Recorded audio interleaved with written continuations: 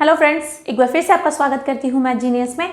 आज हम पढ़ने वाले हैं एक नया टॉपिक। आज का हमारा टॉपिक बहुत ही इंपॉर्टेंट है, एक एक नियम आज हम पढ़ने वाले हैं, जो रीड के सिलेबस का एक टॉपिक है और स्कूल एग्जाम के लिए भी बहुत ही इंपॉर्टेंट है। क्योंकि अगर हमें बेसिक मैथ सीखनी है तो हमें इन छोटे छोटे टॉपिक्स की तैयारी अच्छे से करनी होगी। चलिए पढ़ते हैं एक एक नियम के बारे में। तो जैसा कि नाम से आप समझ रहे हैं एक एक नियम, तो एक एक नियम क्या होता है? एक एक नियम, जैसे कोई एक वस्तु का मूल्य दिया गया है और हमें अधिक का मूल्य ज्ञात करना है तो हम इस नियम का उपयोग करेंगे। यानी कि दिए गए मान से वांछित वस्तुओं का मूल्य ज्ञात करने की विधि को हम एक एक नियम कहते हैं।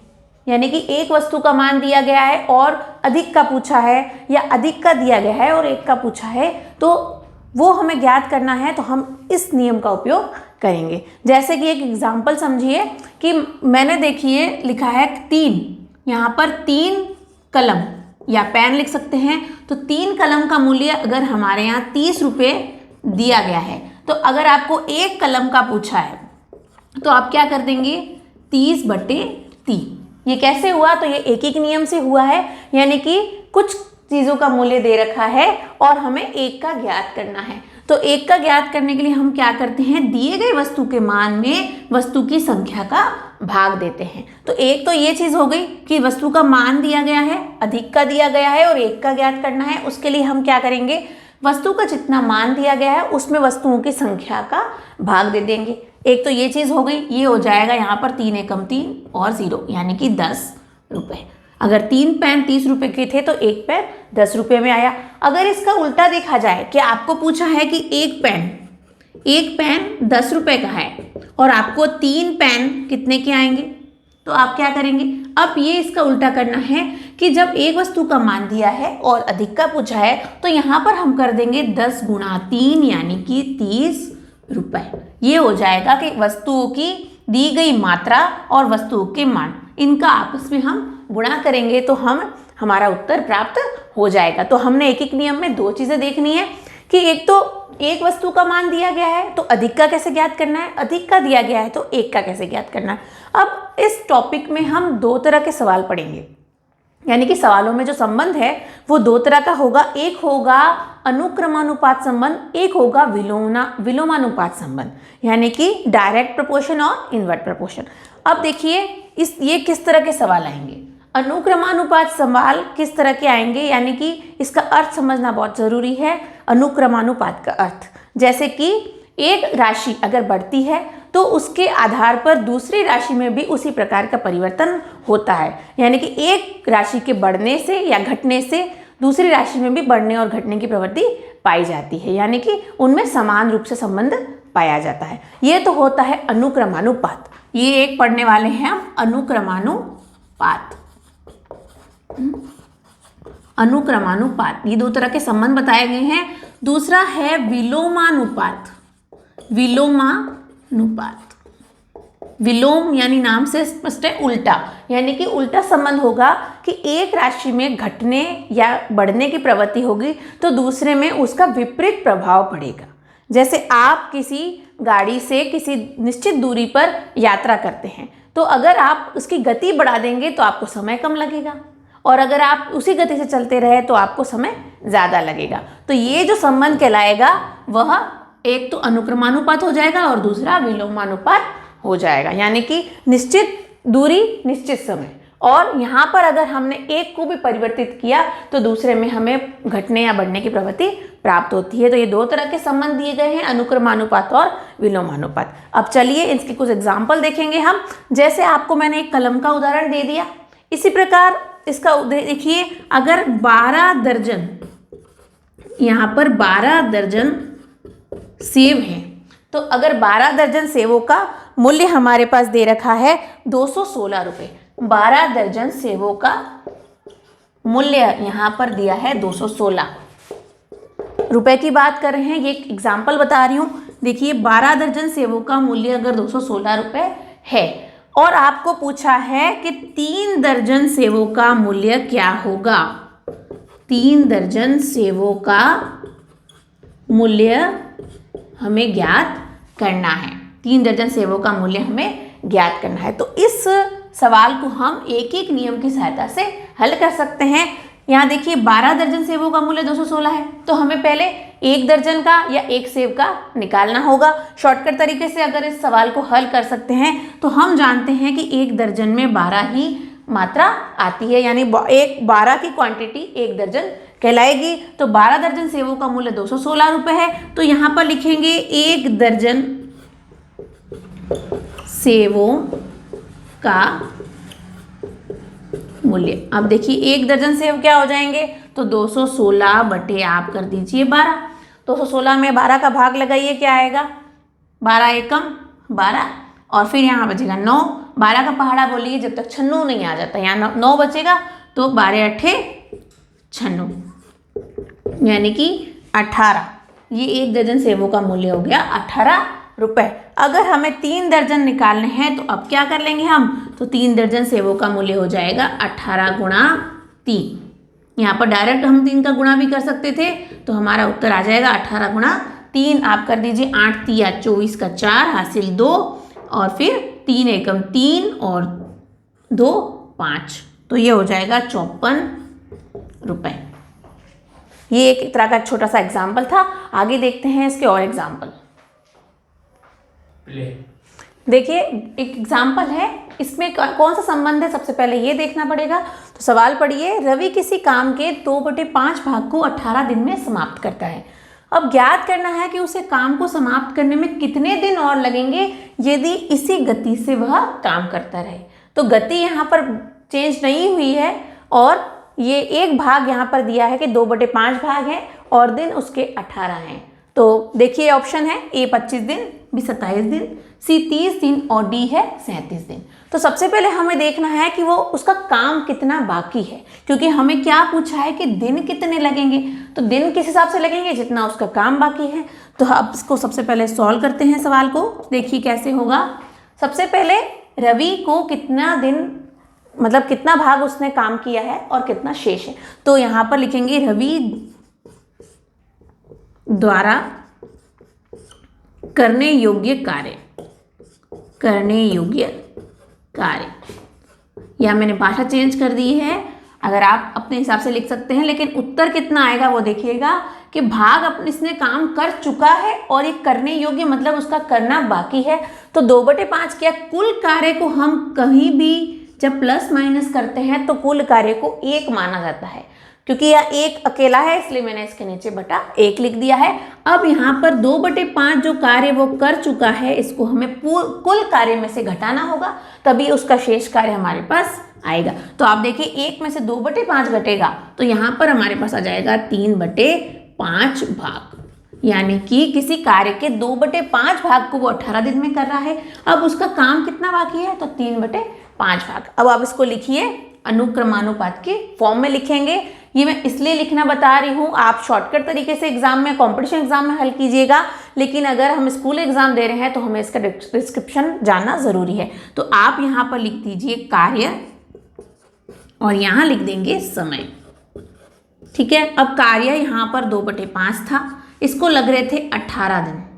यहाँ समय किस में आएगा, दिन में, तो यहाँ 18 दिन लग रहे थे। अब हमारे पास 3/5 भाग कार्य है और यहाँ पर हमें कार्य कितने दिन में होगा पता नहीं है, तो इसको हमें x मानना है। तो आप देखिए गति चेंज नहीं हो रही है, इसलिए इसमें सीधा संबंध है, यानी अनुक्रमानुपात का संबंध है। तो यहाँ पर मैं 2 एरो इस प्रकार लगाऊंगी, 2 एरो या एक ही दिशा में लगने का मतलब इनमें समान संबंध पाया जाता है। अब देखिए इसको हल कीजिए। जब सीधा संबंध पाया जाता है तो हम क्रॉस गुणा करते हैं, यानी कि यहाँ हो जाएगा x का गुणा हो जाएगा 2/5 में, और बराबर में हम कर देंगे 3/5 में 18 का गुणा। यानी कि एक फॉर्मूला और होता है, बाह्य पदों का गुणनफल बराबर मध्य पदों का गुणनफल। जब आप एनसीईआरटी या आरबीएसई या सीबीएसई की जो 6, 7, 8 की बुक्स पढ़ेंगे तो वहाँ पर एक फॉर्मूला मिलेगा, बाह्य पदों का गुणनफल बराबर मध्य पदों का गुणनफल। यानी कि यहाँ पर इसको अनुक्रमानुपात, ये अनुपात की फॉर्म में लिखेंगे तो यहाँ पर इस प्रकार हमें प्राप्त होगा। ये होंगे बाह्य पद और ये हो गए आंतरिक पद। अब देखिए यहाँ पर इसको गुणा कीजिए, x का गुणा 2/5 बराबर 3/5 गुणा 18। अब देखिए 5 से 5 अगर हम यहाँ से काट दें तो ये हो जाएगा 2x बराबर 3 गुणा 18, 18 तिया 54 और बटे 2 करेंगे तो यहाँ हमारे पास उत्तर आ जाएगा 27 दिन। यानी कि उसको शेष कार्य करने में 27 दिन और लगेंगे। तो हमारा ऑप्शन नंबर बी सही होगा। चलिए देखते हैं एक और एग्जाम्पल इसी प्रकार का। देखिए अगला एग्जाम्पल है, बहुत ही इंटरेस्टिंग एग्जाम्पल है। 8 बंदर 8 केले 8 मिनट में खा सकते हैं। तो बताना है कितने बंदर 12 मिनट में 12 केले खा सकेंगे। ऑप्शन देखिएगा, ए है 6, बी है 8, सी है 12 और डी है 10। अब आप देखिए डायरेक्टली हम इसका उत्तर भी बता सकते हैं, थोड़ा सा दिमाग लगाएंगे तो। मोस्टली लोग यहाँ पर 12 उत्तर राइट करने वाले हैं, लेकिन यहाँ मैं आपको बता दूं कि 12 उत्तर गलत है। तो देखिए सही उत्तर क्या है, इसके लिए हमें इसको सॉल्व करना पड़ेगा। सॉल्व कैसे करेंगे, देखिए यहाँ सबसे पहले मैं उसी एक एक नियम से चलूँगी। केले लिखूँगी, समय लिखूँगी और बंदर लिखेंगे। अब बंदरों को हमने जो ज्ञात नहीं है उसको हम हमेशा की तरह x ही मानेंगे, कि माना कि अभिष्ट बंदरों की संख्या हमारे पास x है। अब देखिए केले कितने हैं, 8 केले हैं, 8 मिनट हैं और 8 बंदर खा रहे हैं। अब कितने बंदर 12 मिनट में 12 केले खाएंगे, तो माना कि x बंदर हैं और 12 मिनट हैं और 12 केले ही खाएंगे। अब संबंध निकालना है, यहाँ पर किसमें कितना संबंध है। तो एरो से आप समझिएगा, यहाँ पर उल्टा संबंध आ रहा है, लेकिन यहाँ बंदरों की संख्या का सीधा संबंध इसमें सवाल में दिया गया है। यानी कि 8 केले हैं, समय 8 मिनट है और 8 ही बंदर खा रहे हैं। यहाँ पर देखिए केलों की संख्या बढ़ गई है, ठीक है, और समय भी बढ़ गया है, इसलिए यहाँ पर इसके साथ तो उल्टा संबंध होगा, लेकिन बंदरों के साथ सीधा संबंध हो गया। अब देखिए इसको सॉल्व करेंगे तो क्या हो जाएगा, यहाँ पर हो जाएगा 12/8 गुणा 8/12 और गुणा कर देंगे यहाँ पर 8 का। क्यों, क्योंकि हमें क्या ज्ञात करना है, बंदरों की संख्या। अब इसको हल कीजिए, देखिए 8 से 8 गया, 12 से 12 गया, तो हमारे पास x बराबर 8 आ गया। यानी कि 8 क्या था, तो 8 बंदर। तो हमारा ऑप्शन नंबर बी सही है। देखिए किस प्रकार हो गया, 8 बंदर 8 केले 8 मिनट में खा रहे हैं। शॉर्टकट तरीके से अगर सॉल्व ना भी करना चाहें तो इसका उत्तर निकाल सकते हैं। बताइए 12 मिनट में 12 केले खाएंगे तो कितने बंदर खाएंगे। आप बंदरों को अगर हम ना देखें तो 8 केले और 8 मिनट, 12 केले 12 मिनट, ठीक है। तो बंदर कितने रहेंगे, बंदर सिर्फ 8 ही रहेंगे। तो यहाँ पर इसका उत्तर हो जाएगा 8 बंदर, ठीक है, क्योंकि बंदर तो वही रहेंगे। 8 केले 8 मिनट लगे 8 बंदरों को, तो उनको 12 मिनट में 12 केले खा पाएंगे वो। तो चलिए देखते हैं एक और एग्जाम्पल इसी प्रकार का है, और लेकिन विलोमानुपात संबंध का। देखिए यहाँ पर मैंने आपके लिए 2 एग्जाम्पल लाई हूँ विलोमानुपात संबंध से। देखिए पहला एग्जाम्पल है, एक रस्सी 15 सेमी आधार त्रिज्या वाले एक बेलन के 125 चक्कर काट सकती है। यानी कि बेलन के आधार की त्रिज्या हमें दे रखी है 15 सेमी और चक्करों की संख्या है 125। यदि आधार की त्रिज्या बदलकर 25 सेमी हो जाती है तो वह रस्सी कितने चक्कर काट सकेगी। देखो सवाल में ही दे रखा है कि यहाँ आधार की त्रिज्या बदली है तो चक्रों की संख्या में भी परिवर्तन आएगा। आधार की त्रिज्या यहाँ पर बढ़ गई है तो चक्रों की संख्या कम हो जाएगी। तो यहाँ पर विलोमानुपात संबंध है। इसको सॉल्व करते हैं सवाल को। यहाँ पर हो जाएगा एक तरफ त्रिज्या, दूसरी तरफ लिखेंगे चक्कर, ठीक है। यहाँ चक्रों की संख्या लिख सकते हो। यहाँ आधार की त्रिज्या थी 15 तो हमारे चक्कर हो रहे थे 125। अब आधार की त्रिज्या जब हमने 25 कर दी तो चक्रों की संख्या हमें ज्ञात करनी है, तो उसको हम x मान लेंगे। यहाँ पर उल्टा संबंध हो जाएगा क्योंकि एक बढ़ रहा है दूसरा कम हो जाएगा। तो यहाँ पर हम इसको सॉल्व करेंगे तो 15/25 गुणा 125 करेंगे क्योंकि x का मान हमें ज्ञात करना है। तो आप इसको सॉल्व कीजिए। देखिए 25 के पहाड़े से 125 को हम काट सकते हैं। 25 पंजे 25 से कम 25, 25 पंजे 125, यहाँ हो जाएगा 15 गुणा 5 तो 15 5 आएगा 75, क्योंकि 75 ये चक्रों की संख्या है तो यहाँ लिख देंगे 75 चक्कर। तो हमारा यहाँ पर देखिए ऑप्शन नंबर बी सही आ रहा है। बहुत ही छोटा सा और आसान सा सवाल था और सिर्फ ये विलोमानुपात संबंध के आधार पर है। तो अगर आपको संबंध ज्ञात करने आ गया तो ये सवाल आपके बिल्कुल भी गलत नहीं होंगे। देखिए अंतिम में एक एग्जाम्पल है, बहुत ही अच्छा है और ध्यान से पढ़िएगा। अगर इसको ध्यान से नहीं पढ़ा गया तो ये सवाल गलत हो सकता है। यदि 8 पुरुष या 12 महिलाएं, यानी कि आप देखिए और नहीं है, यहाँ या लिखा है तो इसको ध्यान देना है। यदि 8 पुरुष या 12 महिलाएं किसी काम को 52 दिन में कर सकते हैं, तब 12 पुरुष और 8 महिलाएं उस काम को कितने दिनों में कर लेंगी? ऑप्शन देखिए 28, 24, 25 और 30। तो चलिए सॉल्व करते हैं इस सवाल को। अब ये सवाल कैसे सॉल्व होगा? आप देखिए 8 पुरुष या 12 महिलाएं, तो सवाल से चलना है 8 पुरुष बराबर हैं 12 महिला के। 8 पुरुष बराबर होंगे 12 महिला के, क्योंकि यहाँ बराबर दिया है। यहाँ पर एक पुरुष किसके बराबर हो जाएगा? अगर हमें पुरुषों की ज्ञात करना है तो 8 पुरुष 12 महिला के, तो एक पुरुष हो जाएगा 12/8, तो यहाँ हो जाएगा 3/2 महिला। एक पुरुष किसके बराबर हो जाएगा? 3/2 महिला। तो 3/2 महिला एक पुरुष के बराबर। अब प्रश्न क्या कह रहा है कि 8 पुरुष या 12 महिलाएं किसी काम को 52 दिन में कर सकती हैं। तो यहाँ पर पुरुषों की संख्या हमें ज्ञात करनी है। यहाँ पर 8 पुरुष हैं और 12 महिला हैं। तो यहाँ पर आगे दिया है कि तब 12 पुरुष और 8 महिलाएं उस काम को कितने दिन में करेंगी? तो यहाँ लिख देंगे 12 पुरुष प्लस 8 महिलाएं, क्योंकि दोनों अब यहाँ पर और लिखा है, यानी कि इन दोनों को साथ में काम करना है। तो 12 पुरुष और 8 महिला, तो यहाँ पर 12 पुरुष प्लस 8 महिला किसके बराबर होगी? आप देखिए यहाँ पर 12 पुरुष था, तो 12, अब एक पुरुष किसके बराबर है? 3/2, तो यहाँ 12 का गुणा हमें करना पड़ेगा 3/2 में, और प्लस हमें करना पड़ेगा 8। इसको सॉल्व करना है तो ये कैसे हो जाएगा? आप सॉल्व कीजिए, 12 का गुणा कीजिए 3/2 में, यहाँ हो जाएगा 6 × 18, 18 प्लस 8 करेंगे तो यहाँ हो जाएगा 26 महिलाएं। यहाँ हो जाएगा 26 महिलाएं। यहाँ कैसे हुआ? देखिए 12 पुरुष और 8 महिलाएं यहाँ दिया है कर रही हैं काम को। तो यहाँ 12 पुरुष है, तो एक पुरुष किसके बराबर था? 3/2, तो 12 पुरुष हो जाएंगे 12 × 3/2, और 8 महिलाओं को हमने जोड़ लिया। अब महिलाओं की संख्या हमें प्राप्त हो गई है 26। अब ये सवाल सॉल्व होगा इसी तरीके से। यहाँ था 12 महिलाएं काम को कर रही हैं 52 दिन में, तो यहाँ पर लिख देंगे हम महिला,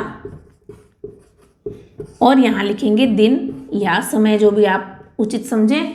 यहाँ हो जाएगा 12 महिलाएं कितने दिन में कर रही हैं? 52 दिन में। तो अब कितनी महिला होंगी? 26 महिला कितने दिन में करेंगी? तो माना कि अभिष्ट दिन हमें x लगेंगे। अब इसको सॉल्व कीजिए। यहाँ पर भी उल्टा संबंध पाया जा रहा है, यानी कि यहाँ पर उल्टा संबंध है, क्योंकि महिलाओं की संख्या यहाँ पर 12 थी, 52 है। अब यहाँ महिलाएं बढ़ गई तो दिनों की संख्या हो जाएगी कम। तो आप इसको कैसे सॉल्व करेंगे? देखिए यहाँ पर उल्टा संबंध है, x का मान ज्ञात करना है, तो ये कर देंगे 12/26 गुणा 52।